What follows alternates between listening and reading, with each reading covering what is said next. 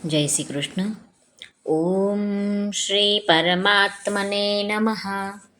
શ્રીમદ્ ભગવદ્ ગીતા અથ દ્વિતીયોધ્યાયઃ. શ્લોક ક્રમાંક 8. નહિ પ્રપશ્યામિ મમાપનુદ્ધ્યાત યચ્છોકમુચ્છોષણમિન્દ્રિયાણામ અવાપ્ય ભૂમા વસપત્નવૃદ્ધં રાજ્યં સુરાણામપી ચાધિપત્યમ. અર્જુન શ્રી ભગવાનને કહે છે, કેમ કે પૃથ્વીનું નિષ્કંટક અને ધન ધાન્યથી સંપન્ન રાજ્ય તેમજ દેવતાઓનું આધિપત્ય પામીને પણ હું એવો ઉપાય નથી જોતો જે મારી ઇન્દ્રિયોને શુકવનાર શોકને નિવારી શકે. આપણું આ વિવેચન શ્રી સ્વામી રામસુખદાસજી રચિત સાધક સંજીવની પર આધારિત છે. એમાં શ્રી રામસુખદાસજી સ્વામી કહી રહ્યા છે કે અર્જુન વિચારી રહ્યા છે કે ભગવાન એવું સમજતા હશે કે અર્જુન યુદ્ધ કરશે તો એનો વિજય થશે અને વિજય થવાથી એને રાજ્ય મળશે, જેથી એની ચિંતા અને શોક દૂર થશે તેમજ સંતોષ થઈ જશે. પરંતુ શોકને લીધે અર્જુન એવી દશા થઈ જશે અર્જુનની કે વિજય થવા છતાં પણ અર્જુન પોતાનો શોક દૂર થઈ જાય એવી વાત અર્જુનને દેખાતી નથી.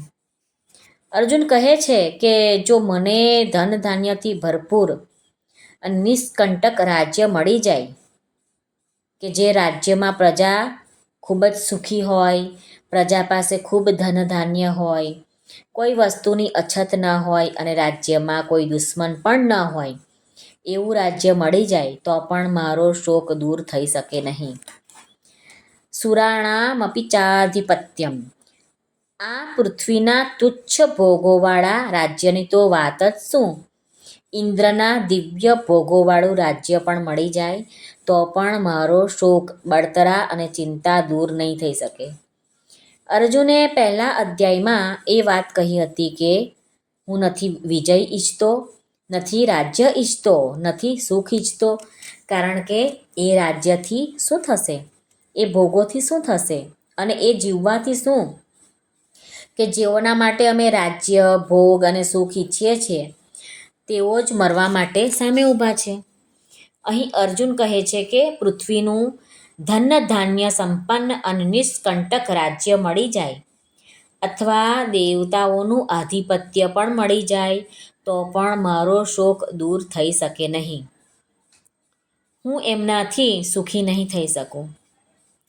અગાઉ કૌટુંબિક મમતાની વૃત્તિ વધારે હોવાથી અર્જુનની યુદ્ધથી ઉપરતી થઈ છે, પરંતુ અહીં એમની જે ઉપરતી થઈ રહી છે તે પોતાના કલ્યાણની વૃત્તિ ઉત્પન્ન થવાથી થઈ રહી છે.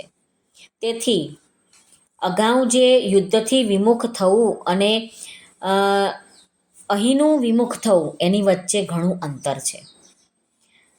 અહીં છે નહીં પ્રપશ્યામિ મમાપનુદ્ધ્યાત યચ્છોક મુચ્છો ક્ષણમિન્દ્રિયાણામ. જ્યારે કુટુંબીઓના મરવાની આશંકાથી જ અર્જુન આટલો શોક થઈ રહ્યો છે અર્જુનને, ત્યારે તેઓનું મરણ થતાં અર્જુન કેટલો શોક કરશે. જો અર્જુનને રાજ્યના માટે જ શોક થતો હોત તો તે શોક રાજ્યના મળવાથી મટી જાત, પરંતુ કુટુંબના નાશની આશંકાથી થનારો શોક રાજ્ય મળવાથી કેવી રીતે મટી જાય? શોકનું નાશ પામવું તો બાજુ રહ્યું, ઉલટાનો શોક એથી વધી જશે, કારણ કે યુદ્ધમાં બધા મરાઈ જશે તો મળેલા રાજ્યને કોણ ભોગવશે, એ કોના કામમાં આવશે? એટલે પૃથ્વીનું રાજ્ય અને સ્વર્ગનું અધિપત્ય મળવા છતાં પણ ઇન્દ્રિયોને સૂકવી નાખનારો શોક અર્જુનનો દૂર થઈ શકતો નથી. આમ પ્રાકૃત પદાર્થો પ્રાપ્ત થતાં પણ અર્જુનનો શોક દૂર થઈ જાય એવું અર્જુન જોતો નથી. એવું કહ્યા પછી અર્જુને શું કહ્યું એ બાબતનું વર્ણન આગળના શ્લોકમાં સંજય ધૃતરાષ્ટ્રને કરશે, તે આપણે આવતીકાલે શ્લોકમાં જોઈશું. જય શ્રી કૃષ્ણ. શ્રી કૃષ્ણાર્પણમસ્તુ.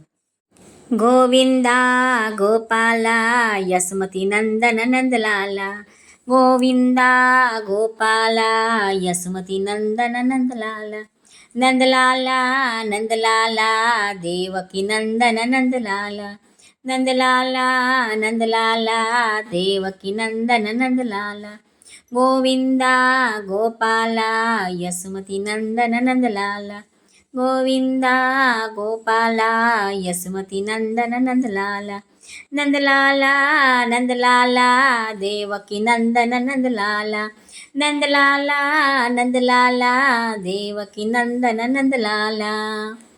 જય શ્રી કૃષ્ણ.